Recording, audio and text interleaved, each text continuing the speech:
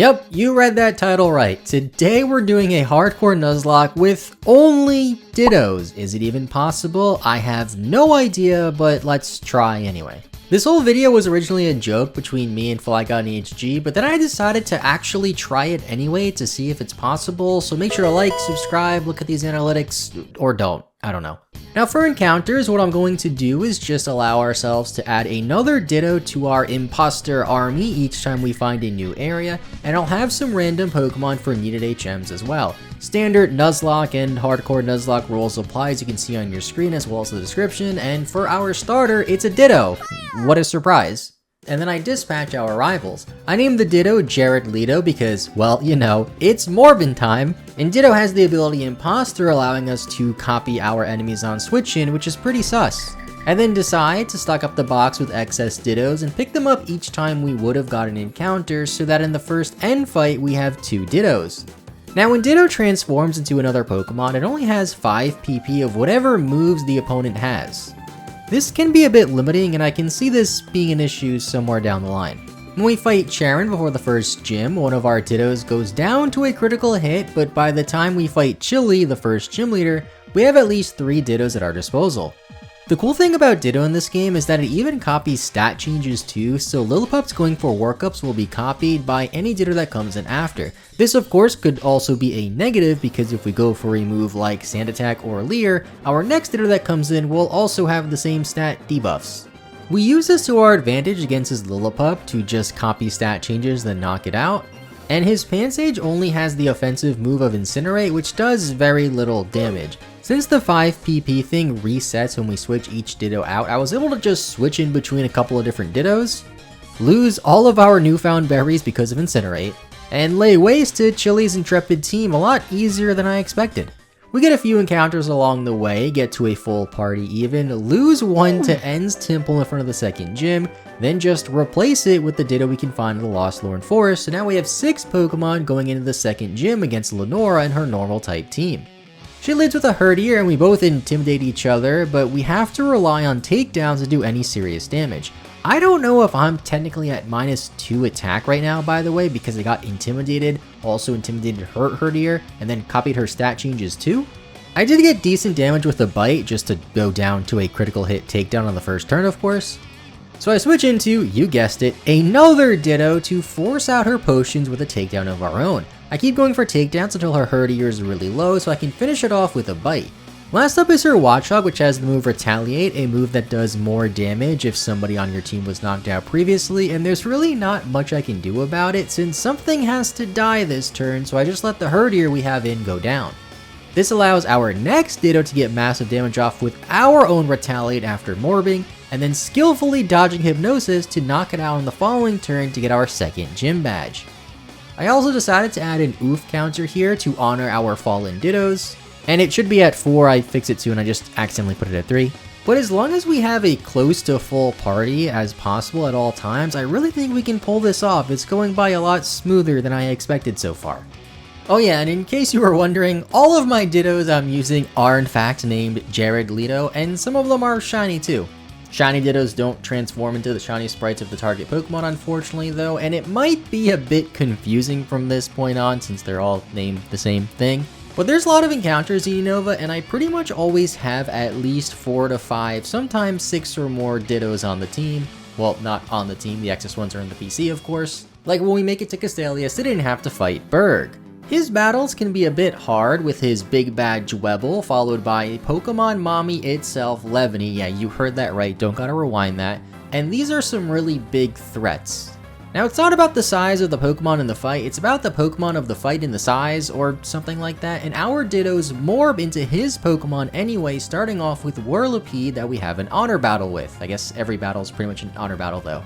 This battle was longer than I thought it would be, but we did manage to bait out both of Berg's heals, since in this game, Pokemon thought it was a good idea to give every gym leader from Berg on 2 potions, which is pretty frustrating for a Nuzlocke. This process did waste all of our lead Ditto's PP on its attacking moves, so on the Dwebble I switch into another Ditto. Now, one thing I don't really understand with Dittos in this game is how the speed works, because there's times where we pretty much always speed tie, then there's times where I'm just always faster or always slower. But the most common situation seems to be that there's just a lot of speed ties. We get to a point with our Dwebbles where whoever strikes first will get the KO and be the victorious Pebble Rock Bug Thing. Seeing as Risk is my middle name, if you put the letters R-I-S-K in between the Papa and C in my name, I decide to stay in, click Smackdown, and lose the speed tie, causing another oof in the run. After the next Ditto morbs in, it wins the speed tie to knock out the Dwebble, then in comes Berg's mommy, Ace, Levany. I stay in as a Dwebble to get one hit off and do good damage, but can't take another hit from Levany, so I go into another Ditto to spam Struggle Bugs, but run out of PP since Berg just kept clicking Protect and only having 5 PP on my moves is pretty annoying, so I go into another Ditto to morb into Levany and finish off his Levany, giving us another gym badge. We then have 2 rival fights coming up against Bianca and Charon respectively. Gen 5 has a pretty insane amount of rival fights, and Bianca's Herdier was pretty scary. She goes for a takedown and gets a critical hit, so I have to switch into another Ditto, bait out the heals, then switch into my third Ditto to finish off her Herdier. She then sends out a Duat, so I go into the Shiny Ditto and sweep her with her own Duat in 2 shakes of a lamb's tail. Next up is Charon, so I lead with Pidove on his Pidove, of course, because, well, technically he leads with Pidove and I transform into his Pidove, don't know why I wrote it like that. We best his Pidove, then he goes into the Grass-type Pokemon Pansage, which is just weak to Pidove, then on his Pignite I transform into it and beat him with his own starter Pokemon, just like we did with Bianca before him. Then we have the fight against N, and he has a Sigilyph, and if you've been a viewer of the channel for a little while, you know how I feel about Sigilyph since I always have very bad interactions when I battle one, but instead of struggling against the Sigilyph this time, we actually lose a Pokemon to his Scraggy, because it has Brick Break, which is just super effective against our Dittos after we transform into Scrafty because it's part Dark-type. I also really wasn't paying too much attention this battle, which is typically my downfall in these Hardcore Nuzlocke, so sorry Ditto. We do have a few more encounters to add more Dittos to our Ditto army, and we can get revenge for our fallen Dittos against Elisa and her Electric-type gym though. I asked Flygon HG to help me out in this fight to strategize to see what he can come up with. And after showing him my team, he said that we should lead with Ditto, transform, then use Morbs, then transform again, then Morb on them. So Morb on them we will do. Sound advice from a veteran Hardcore Nuzlocker, although this fight was pretty annoying. She has 2 Volt Switching Emolgas, then a Zebstrika with Volt Absorb, which is immune to Electric-type attacks, and since we're transforming into her Electric-type Pokemon, we have to go for a lot of Electric-type attacks. I lead with Shiny Ditto for good luck, and don't get good luck as we lose the speed tie. She Volt Switches into her Emolga, and I Volt Switch into our Ditto, of course. I get a lucky critical hit though, so I guess we did get lucky to bait out the heal too. I pursued it here thinking she would switch out or heal. I don't know why I thought she would switch out though, because she's obviously going to heal. And then I Volt Switch again, winning the Volt Switch tie and do nearly half damage. She then, you guessed it, Volt Switches again, gets a critical hit, going into her other Emolga, but I decide to be risky and risk the speed tie again, which again, doesn't go well for us as we lose another Ditto here. When I send out the next Ditto, it transforms and gets her Emolga down to only 1 HP, just barely missing the KO. She does Volt Switch here though instead of healing into her healthier Emolga, then crits us again as we Volt Switch, taking out her weakened Emolga that was then sent out, kind of confusing with all the Volt Switches. And then when I send out my next Ditto, it just doesn't transform here. I'm guessing it's because of the timing with the Volt Switches since I did have the Imposter ability on it, so I actually have to stay in and just actually go for the move Transform as she then goes into Zebstrika, which is what I wanted from the start since we now have Volt Absorb and can spam Flame Charges and Quick Attacks while taking no damage from Electric type moves. I then lose a second Ditto in this fight because her Zebstrika got another critical hit, but we still have enough HP remaining on the rest of our Dittos to tank hits and knock out her Zebstrika. On her last Emolga, as we're transformed into Zebstrika on it, she paralyzes us, then gets a full para, but I risk it yet again, and the risk pays off this time as we live a hit, break through, knock out Emolga, and get our 4th gym badge after a very frustrating battle. So far this run has been a bit easier than I expected it to be, mainly because the AI doesn't really seem to know how to handle situations where you have these same Pokemon in on them as them. As when I transformed to Zebstrika, she went for quite a few electric moves which bought us quite a few turns. We have another Charon fight and get a bit lucky by his Pig Knight only getting 2 arm thrusts off, as more would have knocked out one of our Dittos and make it to Furret's favorite city, Driftvale City. I don't know why I said Furret's favorite city for Driftvale City when it's really Akumala Town, because that's the song that plays in the Furret Walk meme. But we then clear out Team Plasma in the freezers and finally prepare to take on Clay and his ground-type foes. I have this idea of transforming into his Palpitoad, then hopefully taking out his Palpitoad with our Palpitoad, then take out his Ace Excadrill with it. But that is a little bit risky due to speed tying issues, which is a common theme for this run. Since our planning is rather limited in terms of our lead, since we only have Dittos, aside from who to give this expert belt to, I just head right into the fight in on his Moxie Krokorok. Cerebi lists his Krokorok as having Intimidate instead, which always freaks me out, especially in past Nuzlockes when I didn't realize was incorrect. But he actually always has Moxie. It goes for Swagger, increasing our attack by 2 and confusing us, but we land the Bulldoze anyway. I know he's going to heal here because his HP is so low, so I go for Bulldoze again, but we hit ourselves in confusion. Since we've been playing pretty risky this whole run, I decided to just risk it again, and luckily it pays off as we connect. He uses his other potion, and then we break out of confusion and hammer away for the first knockout. I then make a bit of a blunder and forget that all of the Bulldozes we took lowered our speed, so I stand on a Palpitoad and just get knocked out because we're so slow. I then send out another Ditto and transform into his Palpitoad, then spam a ton of Muddy Waters and thankfully don't miss before knocking it out. Excadrill comes in next, and in hindsight as I'm running this, I'm pretty sure I could have gotten an air balloon from a nearby building in this town to avoid this exact situation that's about to happen, but you know what they say, hindsight is 20/20, so instead I lose a Ditto to a ground type attack, send out another Ditto to transform to his Excadrill to get his Excadrill real low, then our Ditto goes down to 1 Bulldoze, but we somehow win the next speed tie with the next Ditto to get the gym badge at the expense of 3 Dittos. We still have 4 total Dittos remaining though, and quite a few encounters coming up between now and Skyla, so I'm really not too worried about not having a full squad. There's a few more rival fights right now, the Chargestone Cave and some weird Team Plasma lore, then finally Mr. Altan City. I get all my encounters and stock up for the next gym battle against Skyla and her flying type team. I lead with Ditto in this battle with the expert belt, so we can use assurances on her Swoobat to take it out, which works out for us.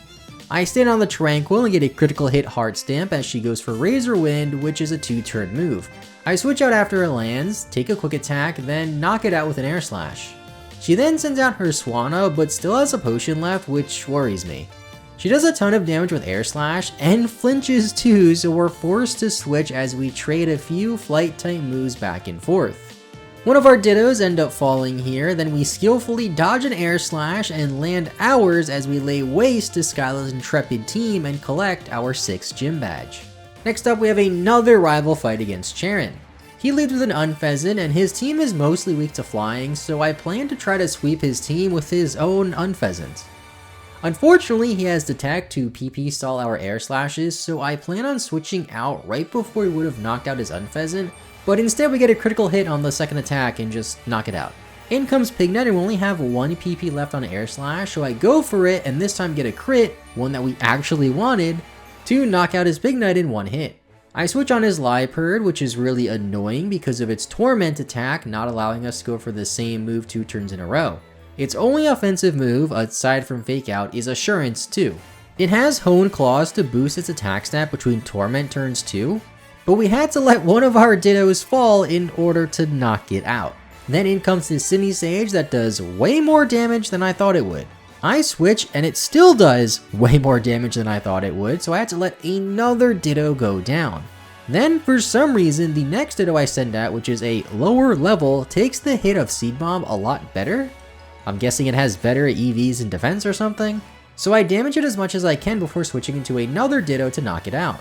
That was a very bizarre battle and one of the hardest battles we've had thus far, but we still have 8 total Dittos remaining thanks to all of the encounters the Unova region offers. Sitting at about 14 oof sounds pretty bad, but at least we made it to the township of Icarus to fight Bryson and his ice type foes. Bryson's lead Vanillux has the move Mirror Shot, which is a steel type move, so I go for it hoping it'll do some pretty good damage. I'm able to knock out the first Vanillux, but I'm pretty low and I risk going for another mirror shot here, but unfortunately miss and get knocked out. Our next Ditto then gets swaggered, we hit ourselves in confusion, then we break through on the following turn and live with 3 HP after taking a brine from Beartic. I switch as he heals, and then he gets a crit and knocks us out again. We get swaggered on the following turn, but we break through and land a crit, and then land another hit on the following turn for the knockout. Last up is his Cryognal, and we get pretty lucky with a Slash Oko. After seeing some dragons in the tower and going to the desert for a little bit, we have another fight against Bianca. We morph into her lead Stoutland, and I immediately go for Roar, hoping to capture Musharna. The Musharna does end up coming in, we go for Crunch, but then get put to sleep. This forces us to switch, and her Musharna was really annoying and always has been, but we slowly whittle away with it and force out both of her heals. She then goes back into her lead Stoutland as I go into a fresh Ditto and we trade retaliates until hers goes down. She sends out Samurott here and I forgot it had the move Revenge, a fighting type move nonetheless, which knocks out our Ditto. I send out another Ditto of course and hammer away at it with slashes. Then all that's left is her stupid Fire Monkey, and we're a water type Pokemon in the rain, so you know what that means. Now in Opelucid City, all we really care about is the fight against Drayden and his Dragon type team. Transforming into Dragon types is literally like playing with fire, as Dragon is weak to Dragon. We even lose 3 Dittos against the junior trainers in this gym alone. I'm not too concerned with the losses because I'm confident we can still enter the Elite Four with 6 Dittos, but it makes me scared for the Drayden fight. I led with the Ditto holding the Expert Belt again, and it works great as we attack first to knock out his lead. He then sends out Druddigon, that knocks us down to just about half damage before we one-shot it as well. Last up is his Haxorus, his ace Pokemon, and I really can't safely switch into anything. And it would really stink if I switch and he goes for Dragon Dance and then just sweeps my team. So we just have to hope we land the attack first. Unfortunately, we don't land the attack first and lose another Ditto in this gym. So I send out another Ditto and just pray that we win the speed tie, because if we lose 5 more speed ties in a row, the run is just over. Thankfully, we win the speed tie and also get the one-shot on the Haxorus, giving us our 8th and final gym badge in the Unova region. After that, Juniper talks to us a bit and gives us the Master Ball, then we have a quick fight against Charon that I underestimated a little bit. I thought having a pretty significant level advantage would make it really easy, but we did lose a Ditto here. All that's left now is the Victory Road, the Elite Four, and End's Castle, and I know we can definitely get to the Elite Four itself with 6 Dittos, but I don't know if 6 Dittos are enough for the entirety of the Elite Four and all the other battles it entails. We can at least try our best though. At this point, I try to gather as many items as we can, but there really isn't much we can get. Most of it is locked behind the battle subway, and you can't enter the battle subway with duplicate Pokemon. Since we're only using Dittos, we can't do that. I was able to get a Shell Bell as kind of like a poor man's leftovers to heal up after we go for a damaging move, and the Scope Lens to increase accuracy, which could come up because some of the Elite Four members have moves that aren't 100 accurate. I also went to level 54 to match Ghetsis' ace Pokemon for this, which might be a little bit too high since he's technically fought after the champion N, and N's highest Pokemon is only 52. To recap the team though, first we have a level 54 Ditto nicknamed Jared Leto with Transform, then another Ditto nicknamed Jared Leto with Transform, and I think you get the idea. I decided to battle Grimsley first and his Dark type Pokemon since I thought he'd be the easiest of the bunch. He leads with a Scrafty that has the Moxie ability and the fighting type move Brick Break, which his whole team is weak to. We 2-shot his lead with Brick Break, heal a bit with our Shell Bell item, and get the Moxie boost to help take out the Liepard after we take a Fake Out and Aerial Ace hit. I take a risk by staying in on his Bisharp since I think we can live an Aerial Ace, and luckily we do and knock it out on the following turn. Last up is his Croc-Rock, which will definitely outspeed us, so I switch into another Ditto to intimidate him since Croc-Rock has the Intimidate ability. It does about half damage to us with Earthquake, so I switch again to get another Intimidate off to take hits better. We get a lucky crit on this Earthquake too to defeat Grimsley in 2 shakes of a lamb's tail with no oofs at all. Looking at the remaining 3 members though, it's hard to pick who to fight next. Do I go for who I think is the easiest, or do I try to get the harder ones out of the way?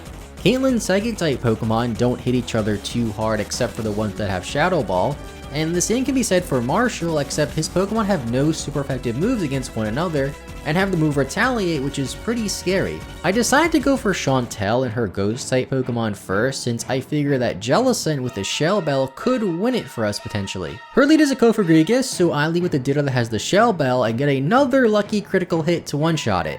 So far things are looking pretty good, then in comes Jellicent, which does almost exactly half damage with a Shadow Ball while we do just over half. I can't really risk a switch since nothing wants to take a Shadow Ball, and I think that there might be a chance we can live another hit, so I stay in, but unfortunately we lose the speed tie and also fall to one hit. Looking back, I actually don't think that was a speed tie since we're naturally just much slower. She then goes into Chandelure and things really aren't looking so good. I have to let 3 total Dittos fall in this fight because we lose speed tie to the Chandelure, but luckily one of our Dittos outspeeds and Okos it, then knocks out the Golurk in one hit. With just 3 Pokemon remaining, it's not impossible to be victorious in this run, but it makes it a lot more difficult.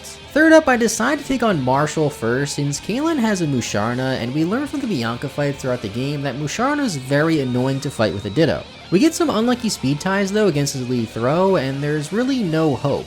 We do finally manage to take out the lead throw, with only 1 Ditto remaining though at critical HP levels, and it just goes down to his next Pokemon Conkeldurr, ending our Ditto only run here. I even tried resetting my game to fight Caitlyn just to see how that battle would have went if we battled her first, but the ridiculous lead that she had outsped us, got a critical hit to knock us out, then my following Ditto took a Thunder and got paralyzed, then missed our Thunder, so I guess it just wasn't in the cards. I do think this run could be possible with better planning and some better RNG, as every Nuzlocker says, because no matter how I look at it, I think we have to lose at least 1 Pokemon to Chantel since her lead Pokemon is just so slow, then have her go into Chandelure after our Pokemon goes down and win the rest of the speed ties to knock out the rest of her Pokemon in one hit, meaning we'd have 5 total Pokemon remaining for Caitlyn and Marshall. I also want to give a shout out to a YouTuber named Yashikin, who is the only other person I've found that's done a hardcore Nuzlocke with only Dittos on YouTube. Their video is on Pokemon Sword and Shield, which is pretty neat, and I'll link it in the description if you guys want to go watch it and check it out. Now I know I'm not the best at hardcore Nuzlockes, and when I do hardcore Nuzlocke videos, I try to make them a bit differently than the standard ones you see. So if you enjoy that, consider leaving a like, subscribing, and checking out my other videos. I'd also love to see more people try this Ditto only hardcore Nuzlocke challenge on this game, or maybe some other game too, and if you try it, let me know. Thank you all for watching, have a great rest of your day, and bye bye.